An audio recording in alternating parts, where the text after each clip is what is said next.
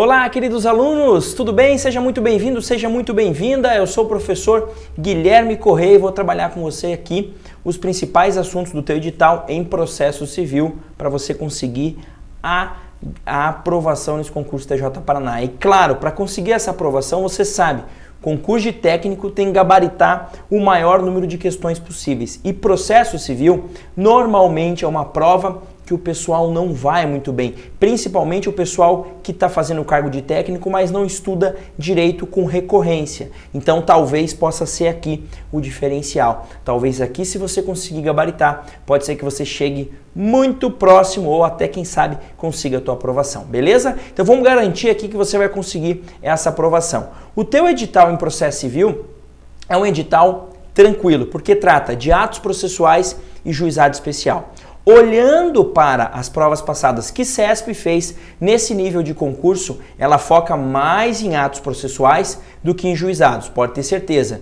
E segundo ponto, trabalha muito com o texto de lei. Então, cuidado, a CESP é uma banca, se esse fosse um concurso, por exemplo, para juiz de direito, eu ia te dizer, opa, vamos olhar para informativo, vamos focar muito em informativo. Mas quando é concurso de técnico judiciário, normalmente eles acabam cobrando os temas de acordo com o que a lei traz. E mais, dentro desse nosso edital, esses temas são temas que não têm tanta repercussão na jurisprudência assim. Então, por isso, muita atenção aos dispositivos de lei. É claro que na aula a gente não vai ficar lendo o dispositivo de lei, você depois dá uma lida em casa. Mas eu vou destacar aqui nos slides aqueles dispositivos que eu acho mais importantes. Beleza? Vamos seguir então para falar de forma de ato processual. Esse é o primeiro tema e dentro do ato processual me parece que é um dos temas mais importantes que a gente tem. Primeiro dispositivo, 188, instrumentalidade das formas. O que você precisa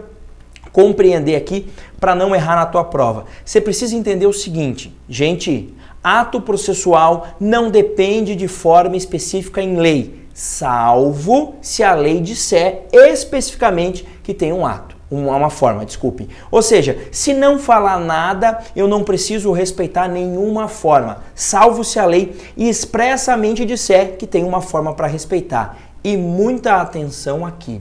Professor, eu realizei um ato processual fora da forma que a lei trouxe. A lei previu uma forma específica, eu realizei esse ato processual de outra forma. Isso gera nulidade? Cuidado, isso passa pela ideia da instrumentalidade das formas. Não gera nulidade se não tiver prejuízo e se tiver atingido a finalidade. Então, no nosso sistema processual, encare a forma como um instrumento para o atingimento de uma finalidade. Se o ato processual foi realizado de outra forma, mas atingiu o objetivo, atingiu a finalidade e não causou prejuízo para ninguém, maravilha, o ato é perfeitamente válido. Beleza? Rapidinho, publicidade dos atos processuais que vem descrita ali no artigo 189 do Código de Processo Civil. Gente, a regra é a publicidade. A regra é a publicidade. Professor, mas tem exceção? Tem. Tem atos, processos, que tramitam em segredo de justiça e por essa razão há uma restrição da publicidade. Exemplo, uma ação que envolva interesse de incapaz, uma ação que envolva o direito de intimidade da pessoa. Por exemplo, aquela pessoa que fez uma cirurgia lá de colocação de uma prótese no seio. Não faz sentido nenhum, e deu um problema nessa cirurgia, não faz sentido nenhum que todo mundo possa ficar acessando livremente os autos e verificando, olhando lá os seios daquela pessoa ou o erro da cirurgia. Isso é óbvio que não, porque eu tenho que proteger a intimidade dessa pessoa, tá?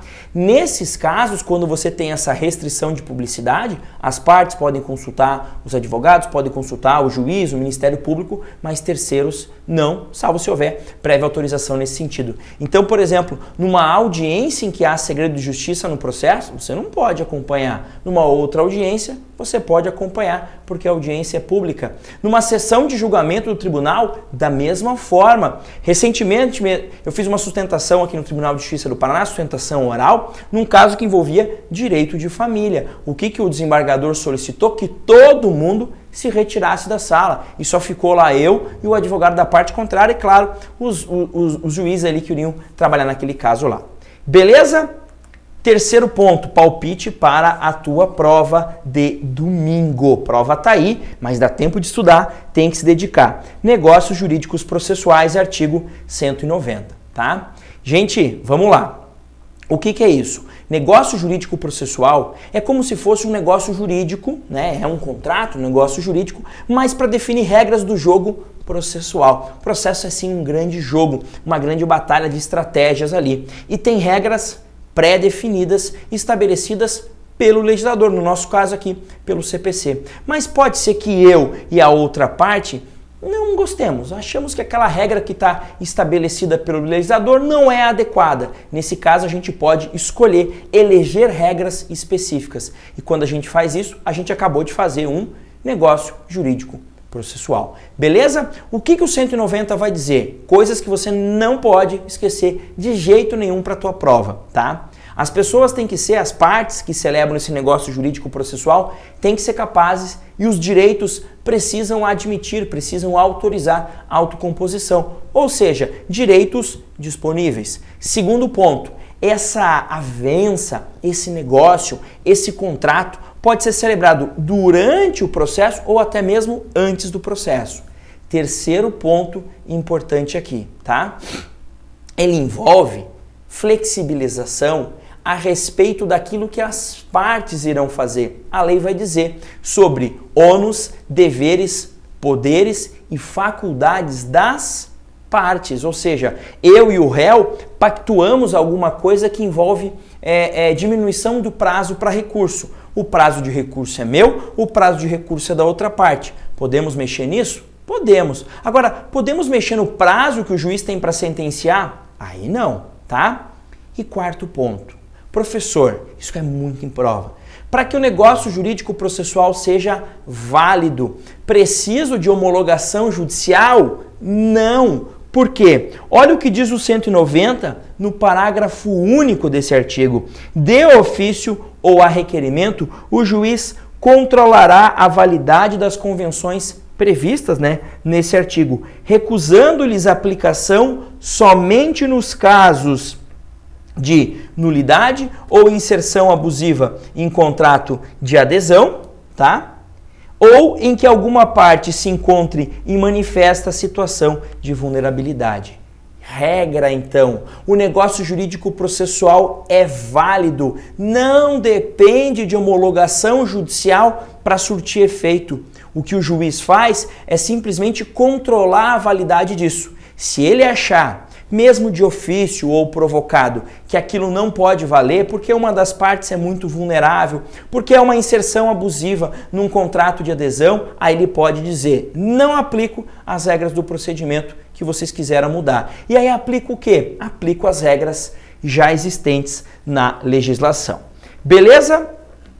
Próximo ponto, penúltimo ponto dessa aula, essa revisão, eu preferi ir dividindo em pequenos blocos para não te cansar, até para que você às vezes tem pouco tempo, assiste uma aula, passa para a segunda parte num segundo momento e assim vai, tá? Calendário processual 191 do Código, segundo palpite meu, forte para essa prova aí. O que o calendário processual vai estabelecer é uma agenda do processo. Ele vai dizer os dias em que as coisas irão acontecer. E aqui é o detalhe. Esse calendário processual, ele vincula as partes e o juiz, porque todos participam dele. Agora, é claro que por alguma razão específica, tá?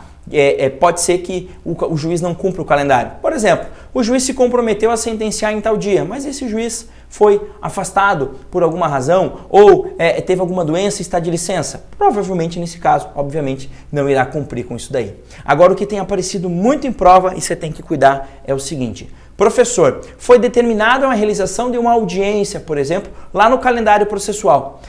Os advogados ali que participaram daquele calendário precisam ser intimados dessa audiência? Não. Então, o ato previsto no calendário processual dispensa a intimação daqueles que firmaram esse calendário aí.